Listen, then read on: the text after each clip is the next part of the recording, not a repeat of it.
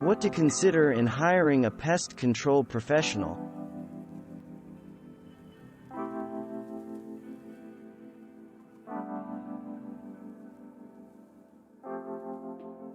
The dormers shown here, each having a gable roof, are from a pub called the Middleton Arms. Located in the medieval town of Ruthin in northern Wales, these notable and popular dormers from the 16th century are known as the Eyes of Ruthin. Dormers can have exterior and interior beauty and appeal. On the inside, what may be dark, attic space can become habitable with a dormer window. An additional bathroom can be enlarged by a dormer tucked into a large bedroom. Besides additional space for a home, natural light and ventilation can make interiors more inviting and healthier. For centuries, the playful British have incorporated small arched windows into their cottage architecture. As these windows enable more light than space to enter interiors, eyebrow windows are often considered more of a window than a dormer. The glazed slits can become very narrow and visually seductive. Dormers are common features of Second Empire-style homes. François Mansard (1598–1666) modified the gambrel roof by making the sides steeper and inserting windows. The French architect had invented what became known as the Mansard roof, a popular roof style. The windows breaking through the Mansard roof are some of the earliest examples of dormer windows. Most dormers are roof dormer windows, that is, the structure's roof surrounds the dormer as if it were a skylight. Accounting for snow loads in certain climates, constructing roof dormers is relatively straightforward in both original design and renovations. Windows are part of an architect's toolbox. In this Southern California house, the renowned architect Paul Williams (1894–1980) combined different window types in an aesthetically pleasing way. A shed dormer and a wall dormer breaking through the roofline are added to more typical windows and an oriel window to make this English manor-style cottage look like a simple country home inside and out. Not everyone has the funds to hire an architect the likes of Paul Williams to design your home. Not to worry, adding a prefabricated dormer to an existing home is an exciting adventure. Consider the challenge, but do your homework. This is not a simple do-it-yourself job as it requires skills in roofing and installing roof flashings, or otherwise you will have leaks. You will need to choose a size of dormer that fits well with your house, draw up a plan, and get the required building permits. You will be removing the roofing in the area of the dormer, so you must be prepared to shield it with a waterproof tarp in case of rain.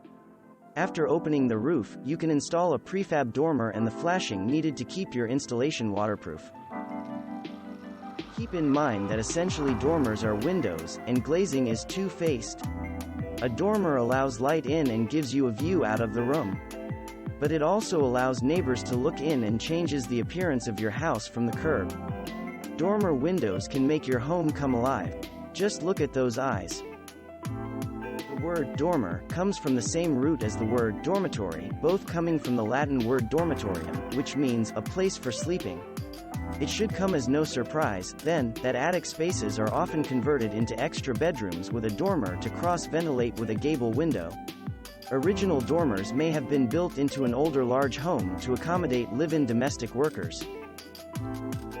Besides extra sleeping quarters, the additional interior space created by a dormer took a different turn with the invention of indoor plumbing.